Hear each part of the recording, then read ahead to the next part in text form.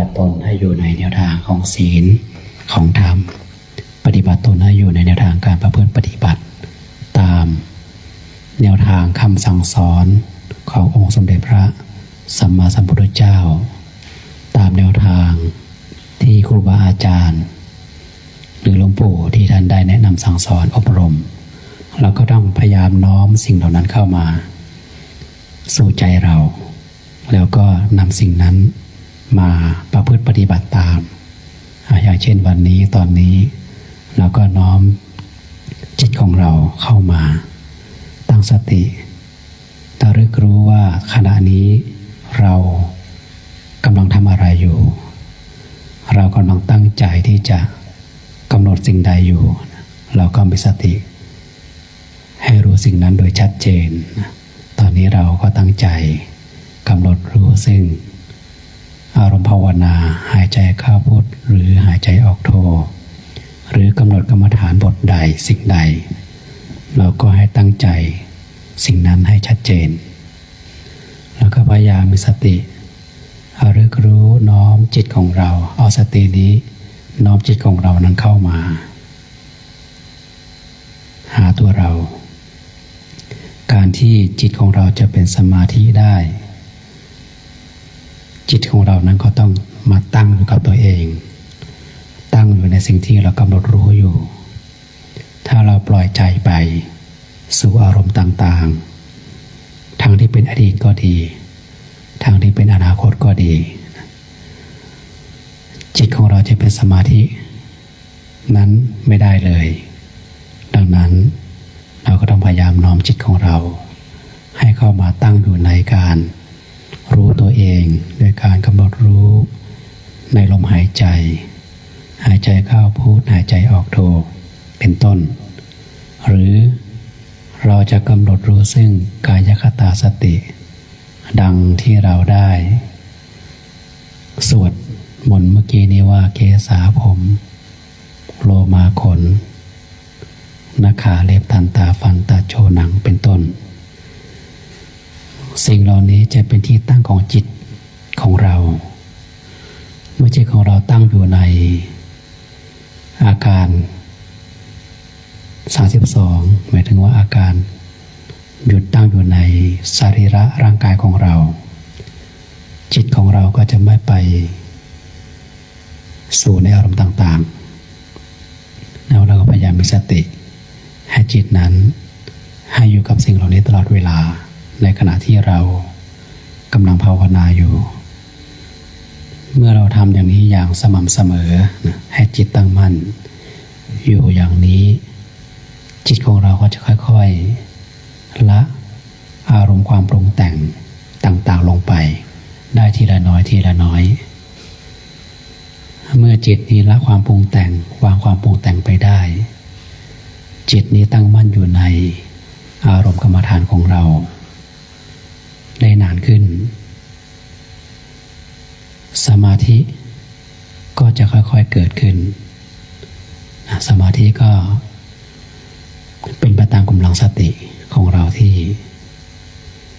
สกัดกั้นจิตไม่ให้มันฟุ้งซ่านออกไปแล้วก็พยายามมีสติระลึกรู้เพื่อที่จะป้องกันจิตของเรา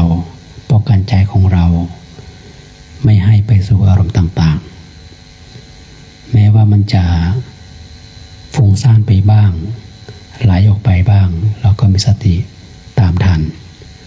เมื่อเรารู้ทันตามทันแล้วก็น้อมจิตตรงนั้นเข้ามาสู่การภาวนาของเราก็พยายามทำแบบนี้อย่างสม่ำเสมอจนกว่าจิตของเรานั้นจะตั้งมั่นจริงๆพระพุทธเจ้าท่านก็ในเบื้องต้นท่านก็ทำแบบนี้นะท่านก็ในใหม่ๆอารมณ์ต่างๆก็จะเข้ามารบกวนจิตใจมันเป็นธรรมชาติของคนเราที่จิตของเราฉะนั้นจะออกไปปรุงแต่งในอารมณ์ต่างๆเพราะว่าเรานั้นอยู่กับอารมณ์ทางโลกมามากมายพฤติกรรมหรือการกระทำต่างๆก็ได้สั่งสมมามากมายทาง ที่ในปัจจุบันนี้ก็ดี หรือในอดีตหลังก็ดีซึ่งถูกสะสมมาอย่างมากมายการที่เราจะทำให้มันสงบลงได้มันก็เป็นเรื่องที่ต้องใช้ความพยายามมันต้องใช้ความอดทนมันต้องใช้กำลังใจเป็นอย่างสูงนั้นเราก็พยายามตั้งใจมีสติให้มันอยู่กับตัวเองให้ได้นานๆหายใจเข้าก็รู้หายใจออกก็รู้อันนี้เป็นหลักในเบื้องต้นที่จะทำให้จิตใจของเรานั้นอยู่กับการภาวนาก็พยายามทำทุกสิ่งทุกอย่างก็ต้องอาศัยความภาคเพียรอาศัยความอดทนธรรมะของพระพุทธเจ้าที่ท่านได้ตรัสสอนเราไว้ก็ล้วนแล้วแต่ต้องผ่านความพยายามผ่านความอดทนมาทั้งนั้นแม้แต่พระพุทธเจ้าเองท่านก็เป็นตัวอย่างที่ดีให้สำหรับเราทุกๆคนท่านก็ใช้ความเพียรพยายามอย่างมากมายแทบเป็นแทบตายท่านก็ยังสู้อดทนจนถึงที่สุดแล้วก็ผ่านพ้นไปด้วยดีเราในฐานะที่เป็นพุทธศาสนิกชนในฐานะที่เราได้ร่วมสร้างบารมีมาในทางดังที่พระพุทธเจ้าท่านเป็นดังที่พระอริยสาวกดังที่พระสงฆ์ครูบาอาจารย์ท่านเป็นเราก็ต้องพยายามทำสิ่งนี้ให้ดียิ่งขึ้นไปแม้ขณะนี้เราก็พยายามไม่ให้จิตของเรานั้นส่งออกไปในที่ต่างๆน้อมเข้ามาหาตัวเอง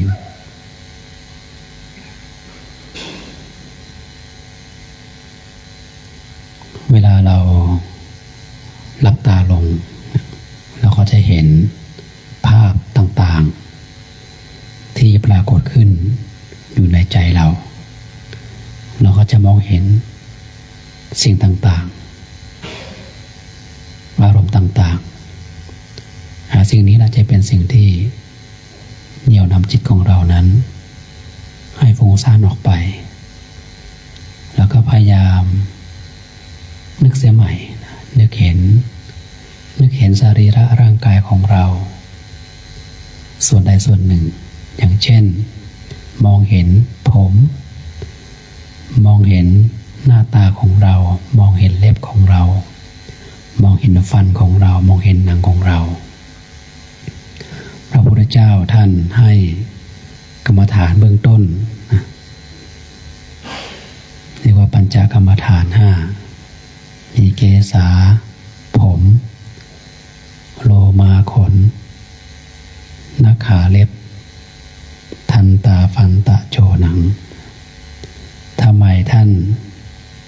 ถึงให้เรากำหนดกรรมฐานเบื้องต้นอันนี้ก็เป็นเพราะว่าสิ่งเหล่านี้เราสามารถมองเห็นตัวเองได้ด้วยตาเปล่าแล้วสามารถจดจำได้ผมของเราก็มองเห็นทุกวันเล็บของเราก็มองเห็นทุกวันเนื้อหนังมังสาของเราก็มองเห็นทุกวันเมื่อมองเห็นแล้วพระพุทธเจ้าท่านให้เราจดจำเข้ามาอยู่ในใจจดจำมาเพื่อนำมาพิจารณาเพื่อให้เห็นตามความเป็นจริงว่าสิ่งเหล่านี้มีการเกิดขึ้นมีการเสื่อมมีการล่วงลับดับไป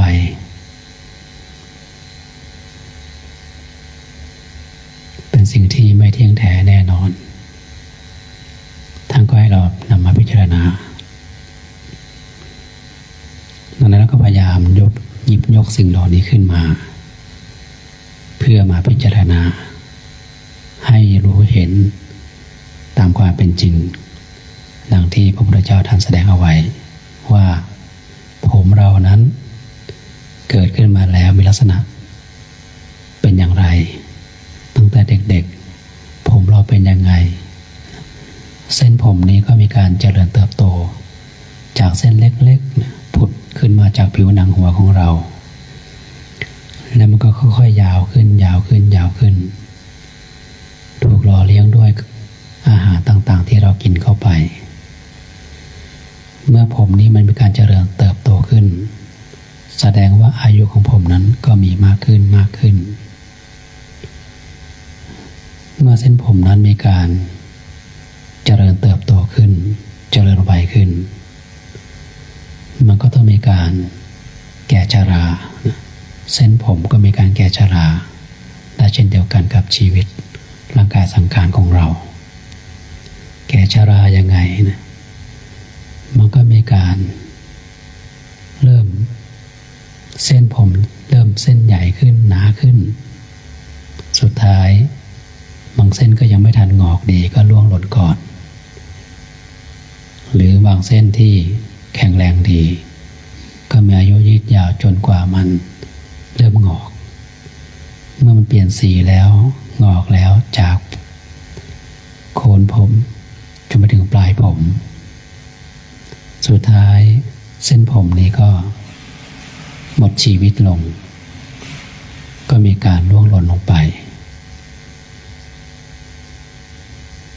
แล้วก็พิจารณาให้เห็นตามความเป็นจริงแบบนี้นะเส้นผมทุกๆเส้น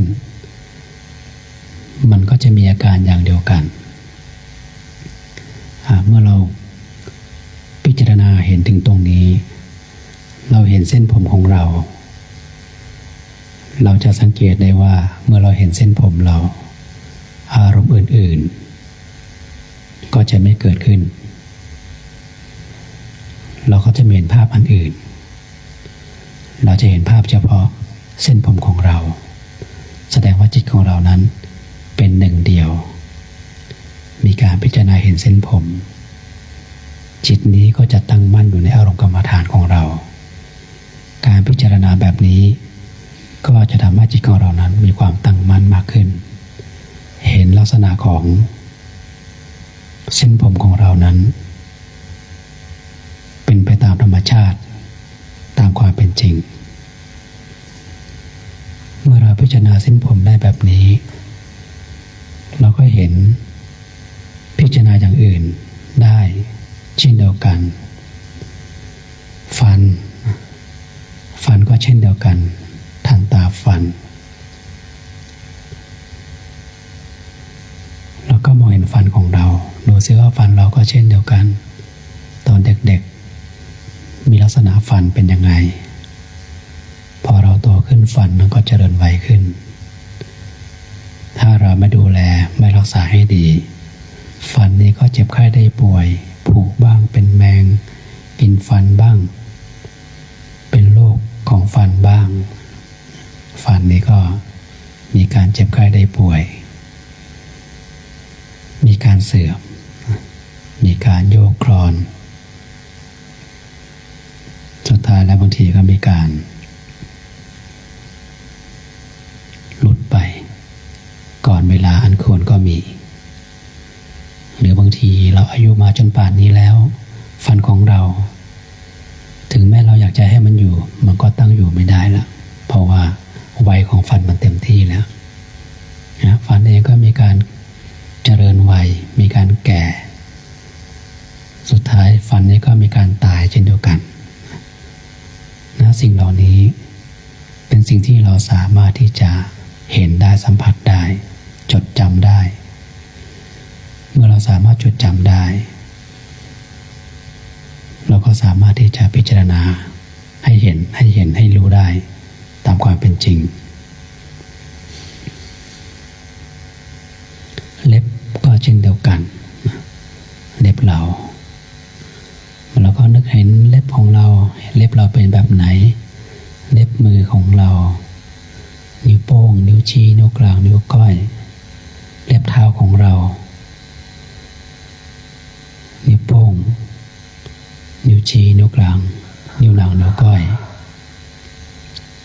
เล็บของเราก็มีลักษณะที่มีความแตกต่างกันไป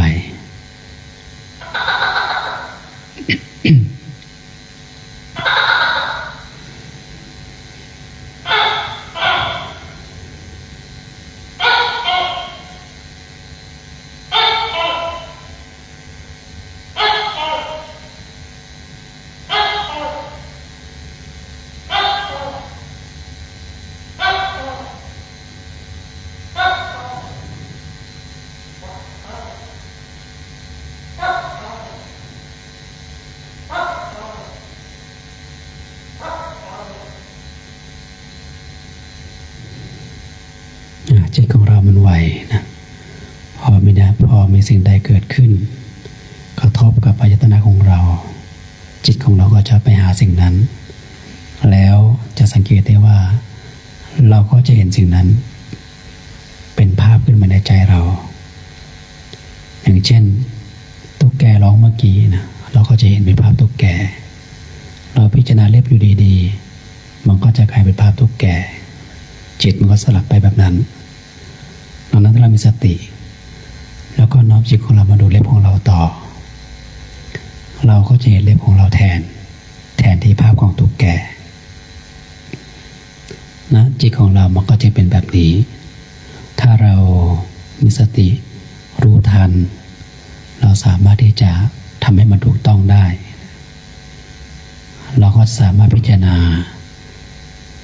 ทำได้ถูกต้องแล้วก็พิจารณาเล็บของเราเป็นยังไงนะลักษณะเล็บมือของเราหรือเล็บในนิ้วอื่นก็เช่นเดียวกันเมื่อเราไม่ดูแลรักษาให้ดีเล็บเราก็จะเกิดความสกปรกบ้างเกิดเป็นโรคภัยไข้เจ็บของเล็บบ้างบางทีเล็บนี้ก็เกิดอาการเป็นโรคต่างๆเล็บหลุดบ้างเล็บช้ำบ้างสุดท้ายเล็บนี้ก็หลุดไปก็มีแล้วเราจะเห็นว่าแม้แต่เล็บของเรามันก็มีการเสื่อมตามกาลเวลาหรือว่าอาจจะมีเหตุทำให้เสื่อมสุดท้ายแล้วเล็บนี้ก็จากไปอยู่ดีสิ่งต่างๆในร่างกายเราเกิดมาแล้วก็ต้องมีความเสื่อมไปเป็นธรรมดาอันนี้คือเป็นสิ่งที่เราจะต้องมีสติในการน้อมนำจิตของเรานั้นเข้ามาพิจารณาบ่อยๆพิจารณาให้มากคิดถึงให้มากแล้วจิตของเราจะไม่หลงไปกับอารมณ์ต่างๆที่เป็นส่วนของกิเลสที่จะมาครอบงำจิตใจเรา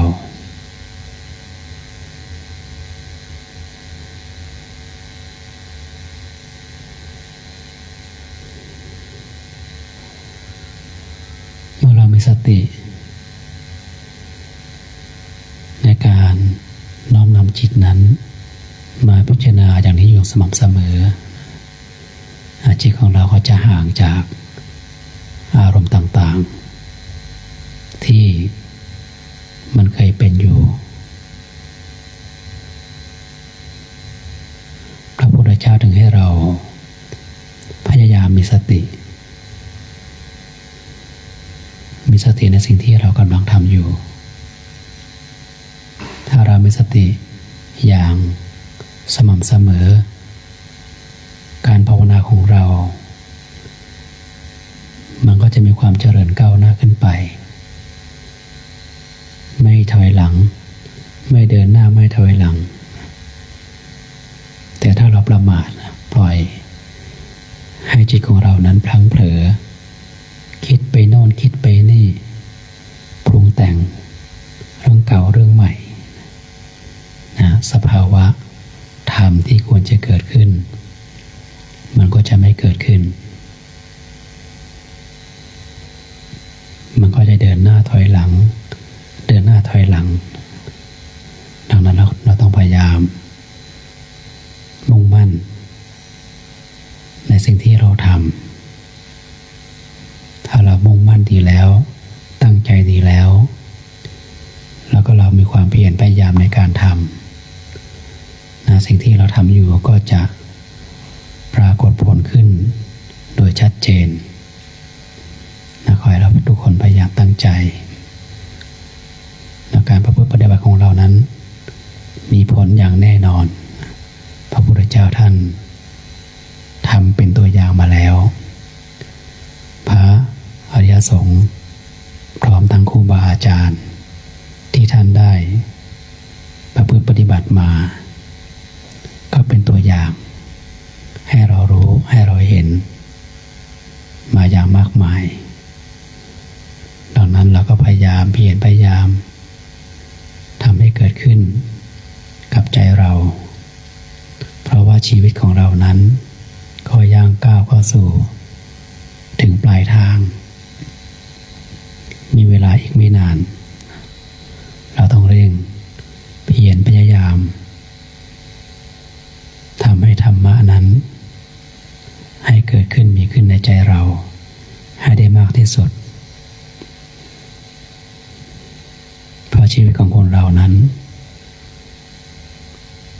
ไม่รู้ว่าจะล่วงลับดับขันไปเมื่อไหร่ตัวอย่างที่ให้เรารู้ให้เราเห็นก็มีมากมายบางคนก็อายุก็ยังน้อยบางคนก็มากหน่อยบางคนก็ยืนยาวจนถึง 60-70 ปีแต่ทุกคนก็ล้วนแล้วแต่ต้องจากโลกนี้ไปถ้าเราประมาทเราก็จะได้สิ่งที่ไม่ดีสิ่งที่ไม่ดีสิ่งที่เป็นบาปสิ่งที่เป็นอกุศลติดตามจิตใจเราไปดังนั้นเราในฐานะผู้ที่เข้าถึงธรรมมาบ้างแล้วพิจารณาธรรมบ้างแล้วเราก็ควรจะรีบเร่งขวนขวายเพื่อให้เรานั้นได้เข้าถึงธรรมอันบริสุทธิ์มีสติมีปัญญามีมรรคมีผลให้ประทับอยู่ในใจของเรา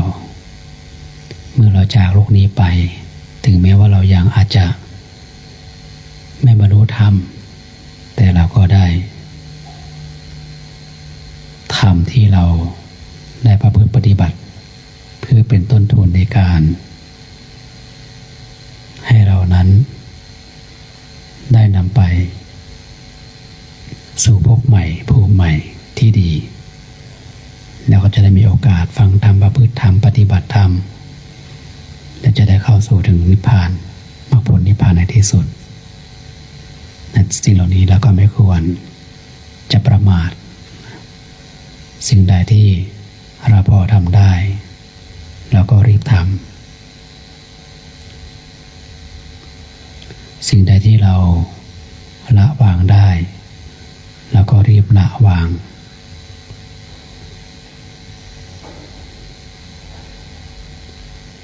ร่างกายสังขารของเรานั้นมันก็เสื่อมไปทุกวันทุกวันเราก็มองย้อนดูตัวเองมองย้อนดูเราก็จะเห็นเราโดยตามความเป็นจริงว่าตอนนี้เราอายุป่านนี้แล้วสภาวะร่างกายสังขารของเราก็เป็นแบบนี้แล้วการเคลื่อนไหวต่างๆก็ไม่เหมือนเดิมการกินการมองอะไรก็ไม่เหมือนเดิมและภาวะความเสื่อมในร่างกายสังขารของเราปรากฏขึ้นถ้าเรามองย้อนกลับมาเราก็จะมองเห็นแต่ถ้าเราไม่มองย้อนกลับมาเรามองแต่เรื่องอื่นๆมองเรื่องภายนอกตัวเรามองเรื่องของคนอื่นเราก็จะมองไม่เห็นตัวเองเราก็จะมองไม่เห็นสภาวะธรรมได้เกิด ขึ้นกับเรานั้นโดยตามความเป็นจริงแล้วก็พยายามมีสติน้อมจิตน้อมใจเข้ามา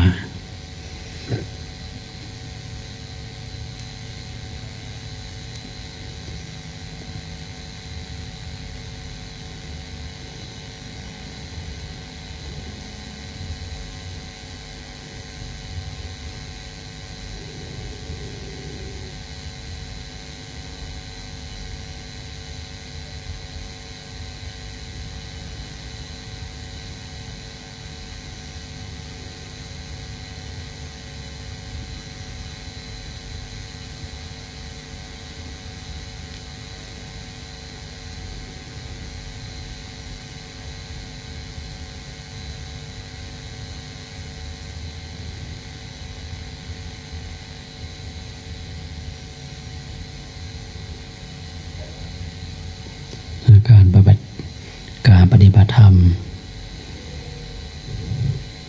จึงเป็นเรื่องที่สำคัญจึงเป็นเรื่องที่จำเป็นต่อทุกๆคน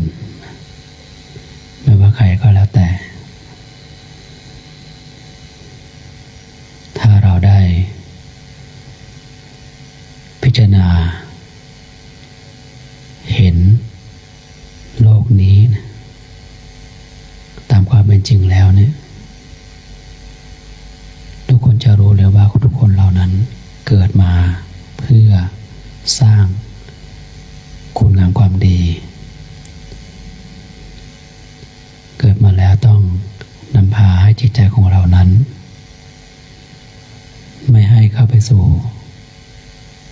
ในความทุกข์ต่างๆ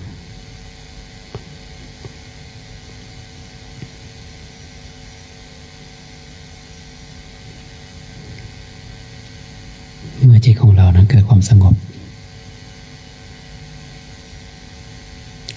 จากนิวรณ์ก็ดี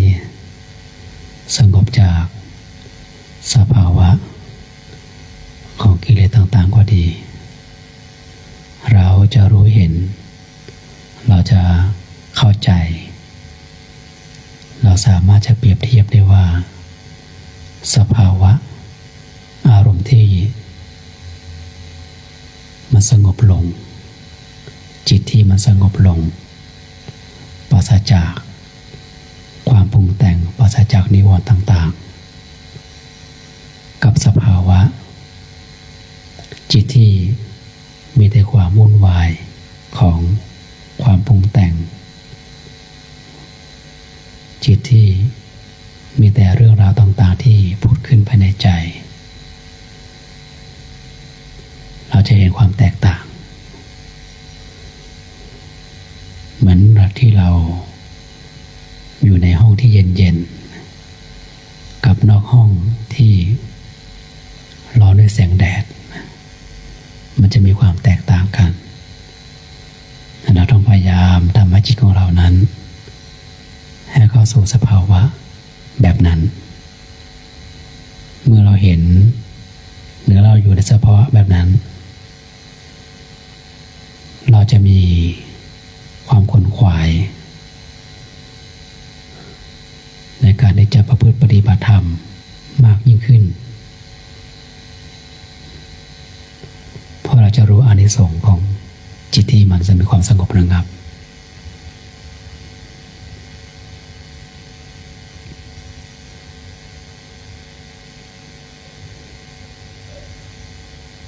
เหมือนครูบาอาจารย์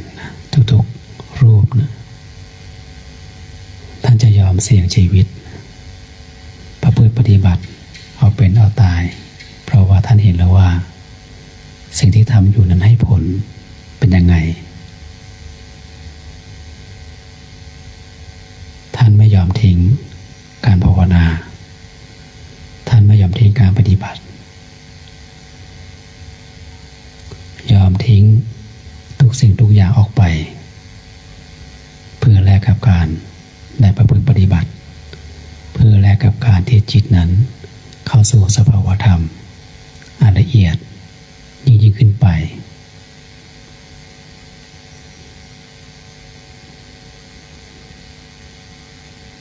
เราก็พยายาม สติอยู่กับตัวเองสำคัญที่สุดก็คือสติเรานั้นต้องทันจิตที่มันจะไหลออกไปสตินั้นต้องคอยประคับประคองจิตให้ตั้งมั่นอยู่ในอารมณ์ภาวนาของเรา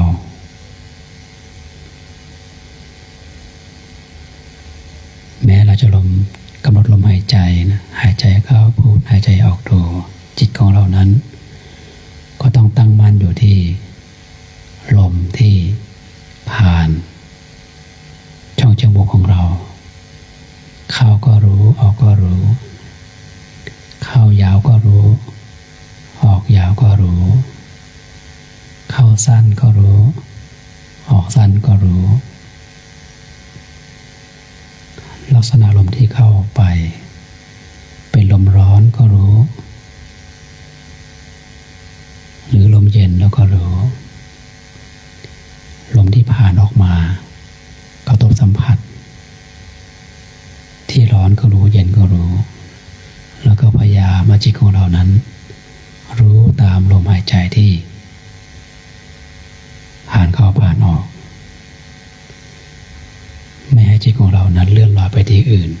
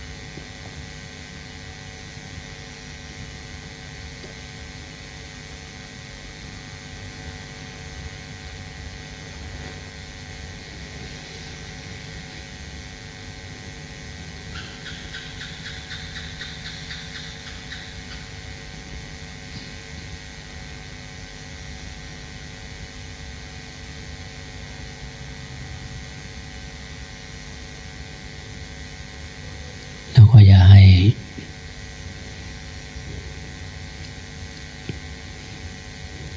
นิวรณ์ห้าเข้ามาครอบงำเรามีความง่วงเป็นต้นเวลาเรากำหนดไปเรื่อยๆจิตนี้ก็จะค่อยๆไหลค่อยๆเผลอสติจะค่อยๆเผลอความง่วงก็จะค่อยๆครอบงำเราเราพยายามตั้งสติให้ดีรู้ในสิ่งที่เราทำอยู่สติคือการระลึกรู้คือการระลึกรู้ว่าเรากำลังทำอะไรอยู่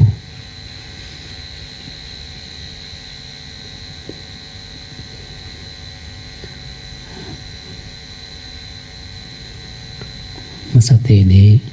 รู้ว่ากำลังทำอะไรอยู่จิตนี้ก็จะมีความรู้ที่เกิดขึ้นแล้วจิตนี้ก็จะไม่เผลอไผลไปที่อื่น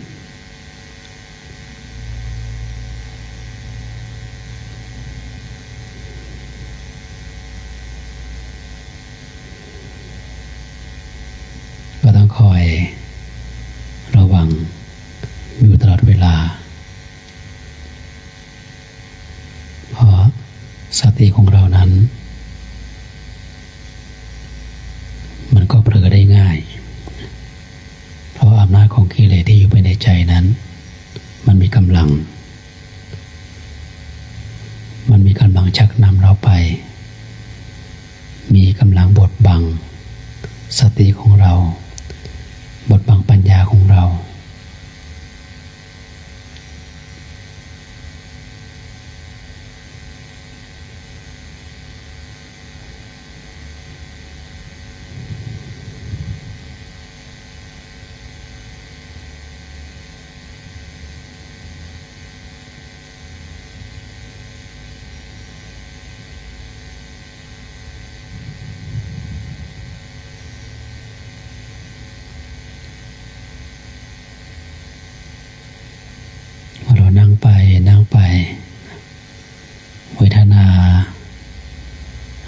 เกิดขึ้นกับร่างกายของเราเราจะรู้สึกได้ว่าร่างกายของเรานั้นเกิดอาการเจ็บปวดขาก็ดีหลังก็ดีคอไหล่แล้วก็ดีเกิดความเมื่อยเกิดความปวด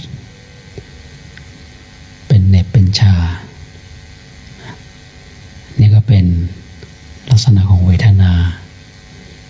ของร่างกายเราซึ่งเป็นเรื่องปกติเวทนาที่เกิดขึ้นกับร่างกายเราก็ให้เรามีสติกำหนดรู้อดทนให้มันปวดอยู่สักพักหนึ่งให้เห็นเวทนาที่มันเกิดขึ้นเราจะสังเกตได้ว่าพอเรารู้สึกปวดเวทนาที่มันเกิดขึ้นจิตใจของเรานั้นมันก็อยู่ที่ตรงเวทนาที่มันเกิดอารมณ์ต่างๆที่มันปรุงแต่งอยู่มันก็ดับไปหายไป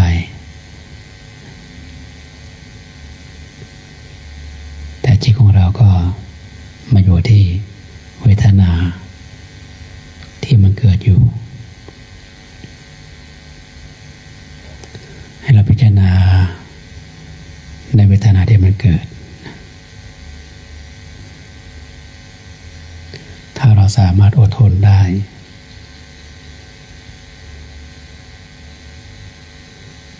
จิตนี้ก็จะค่อยๆอยู่กับตัวเองมันจะมีความสงบอยู่ในตัวมันเองสงบจากสภาวะความปรุงแต่งในอารมณ์ต่างๆ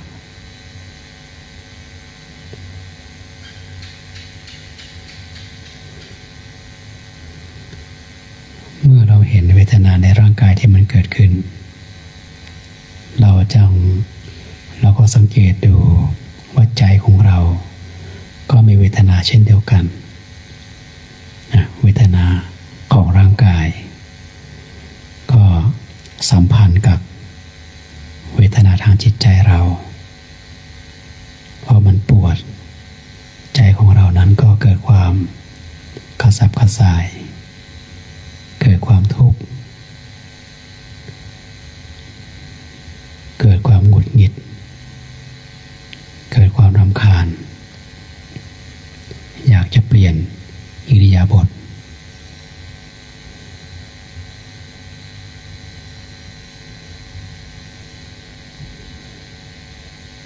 เราจะเห็นได้ว่าใจที่มันเป็นแบบนี้มันทำให้ใจของเรานั้นเป็นทุกข์ทำให้ใจของเรานั้นไม่เป็นปกติถ้าเรารู้ทันแบบนี้แล้วก็พยายามทำใจของเราให้นิ่งๆเมื่อเรารู้ทันใจที่มันเป็นแบบนี้อารมณ์มันจะค่อยๆสงบระงับลงไป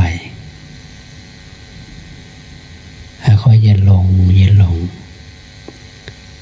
เมื่อใจนั้นเย็นลงไปเรื่อยๆเวทนาทางร่างกายที่เกิดขึ้น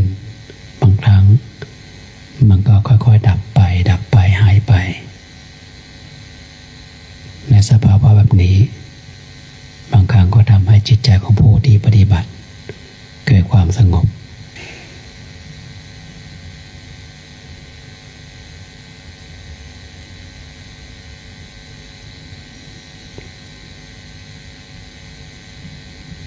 การปฏิบัติธรรมแล้วก็ต้องคอยสังเกตในจิตใจของเรา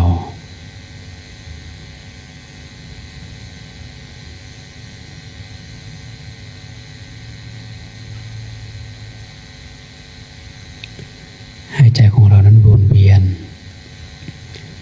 อยู่กับตัวเองไม่ว่าจะเป็นร่างกายสรีระร่างกายเราก็ดีตั้งแต่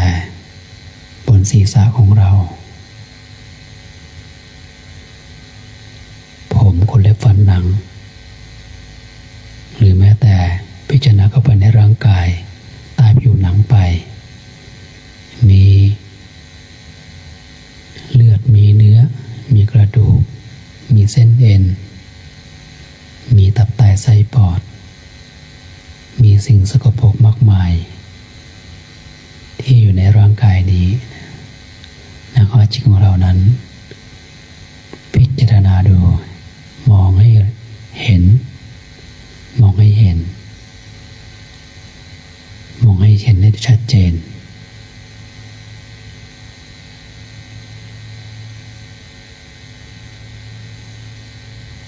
หรือสังเกตดูใจที่มัน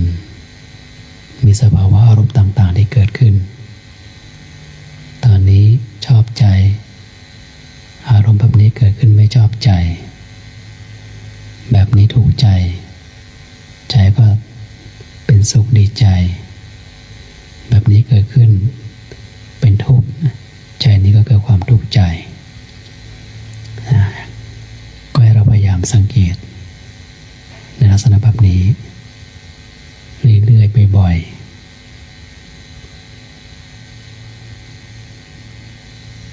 นานวันเข้านานวันเข้าจิตของเราก็จะรวมเข้ามามันก็จะรวมเข้ามารู้ทันอารมณ์ที่ปรุงแต่งไวขึ้นรู้ใจที่มันจะฟุ้งซ่านออกไปได้ไวขึ้นสตินี้ก็มีความไวต่ออารมณ์ที่มันปรุงแต่งมากขึ้นความโลภก็ดีความโกรธก็ดีความหลงก็ดีความอิจฉาริษยาอะไรต่างๆก็ดีจิตนี้ก็จะมีสตินี้ก็จะทันเมื่อสตินี้ทันแล้วจิตนี้ก็จะไม่ถูกสิ่งเหล่านี้เข้าครอบงำไม่ถูกสิ่งเหล่านี้ชักนำไปเราก็จะอยู่ในกรอบของสภาวะอารมณ์ที่เป็นธรรมอยู่ตลอดเวลาดังนั้นสิ่งที่เราตั้งใจทำกันอยู่ไม่ว่าจะเป็นการตั้งใจเพื่อจะเข้าสู่มรรคผลนิพพานหรือตั้งใจที่จะอยู่ในกรอบของธรรมของศีลของธรรมสิ่งเหล่านี้ก็จะตั้งมั่นอยู่ในใจเราท้ายที่สุดแล้วก็จะทำให้เรานั้นเข้าสู่มรรคผลนิพพานได้อย่างแท้จริง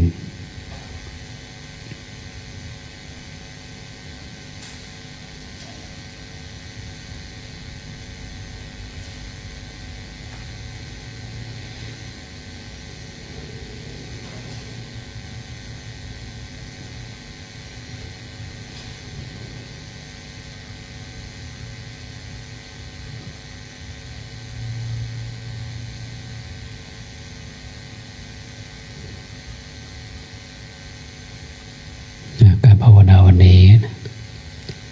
ก็พอสมควรแก่เวลาก่อนที่เราจะออกจากกันภาวนาออกจากสมาธิแล้วก็น้อมจิตตั้งใจดูตัวเองเห็นตัวเองอย่างชัดเจนแล้วก็น้อมอุทิศบุญกุศลของเราที่ได้ทำในวันนี้ให้กับหมู่ญาติของเราให้กับบรรพบุรุษของเรามีปู่ย่าตายายพ่อแม่พี่น้องญาติสนิทมิตรสหายครูบาอาจารย์ผู้ที่มีอุปการะคุณต่อเราพร้อมทั้งเทพยดาอินพรหมยมยักษ์เปรตอสุรกายเจ้าที่เจ้าทางเจ้าป่าเจ้าเขาเจ้ากรรมนายเวรพร้อมทั้งเราสรรพสัตว์ทั้งหลายที่ร่วมเกิดแก่เจ็บตายด้วยกันทั้งหมดทั้งสิ้นขอให้ท่านทั้งหลายเหล่านั้นจงได้มาอนุโมทนาในบุญกุศลของเราที่ได้กระทำแล้วในวันนี้ เมื่ออนุโมทนาแล้วท่านเราใดที่มีความทุกข์ก็ขอให้พ้นจากความทุกข์ที่มีความสุขก็ขอให้มีความสุขยิ่งขึ้นไปแล้วตั้งจิตอธิษฐานถึงบารมีธรรมที่เราได้ประพฤติปฏิบัติมาเพื่อการให้ทานก็ดีรักษาศีลก็ดีประพฤติปฏิบัติอบรมภาวนาจิตใจก็ดีขอให้สิ่งเหล่านี้จงเป็นพลวะเป็นปัจจัยหนุนนำให้เราเป็นผู้ที่มีสติมีปัญญาให้ตั้งมั่นอยู่ในกุศลอยู่ในคุณงามความดีตั้งมั่นอยู่ในธรรมเป็นผู้ที่มีบารมีเข้าถึงธรรมในที่สุดสุดท้ายแล้วก็ขอให้เราได้เข้าถึงมรรคผลนิพพานอันเป็นธรรมที่จะนำเรานั้นให้สู่ถึงความสงบอย่างสันติอย่างโดยแท้จริงต่อไปก็แผ่เมตตาได้พร้อมเพรียงกันสัพเพสัตตาที่เป็นเพื่อนทุกข์เกิดแก่เจ็บตายด้วยกันหมดทั้งสิ้นเราทิ้นบุญกุศลของเราให้หมดด้วยกันหาเวลาจงเป็นสุขเถิดอย่าได้มีเวรแก่กันและกันเลยหาโรคาจงเป็นสุขเถิดอย่าได้มีความเจ็บไข้ลำบากใจเลยหาพยาปาจาจงเป็นสุขเถิดอย่าได้พยาบาทเบียนซึ่งและกันเลยหานิฆาจงเป็นสุขเถิดอย่าได้มีความทุกข์กายทุกข์ใจเลยสุขีอัตตานังปริหารันตุจงมีความสุขกายสุขใจรักษาตนให้พ้นจากทุกภัยทั้งสิ้นนี้เถิด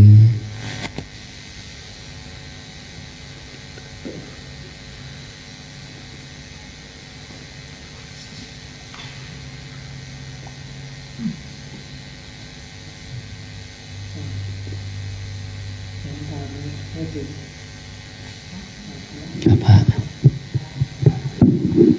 อะระหังสัมมาสัมพุทโธภะคะวาพระผู้มีพระภาคเจ้าเป็นพระอรหันต์ดับเพลิงกิเลสเพลิงทุกข์สิ้นเชิงตรัสรู้ชอบได้โดยพระองค์เองผู้ทำพระธรรมอภิวาทมีข้าพระเจ้าอภิวาทพระผู้มีพระภาคเจ้า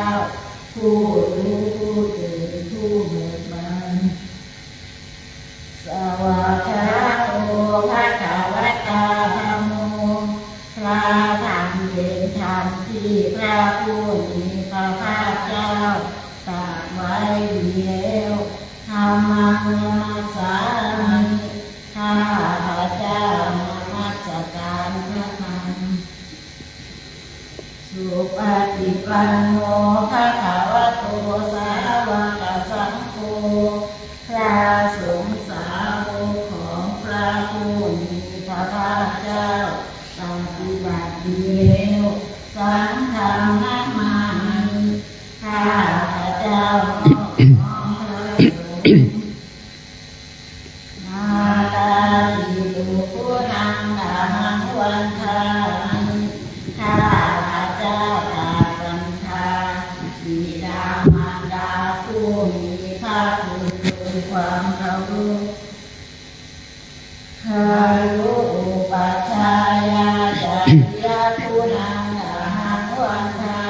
มิข้าพระเจ้าตาบันทาครูอุปัชฌาย์อาจารย์ผู้มีพระคุณด้วย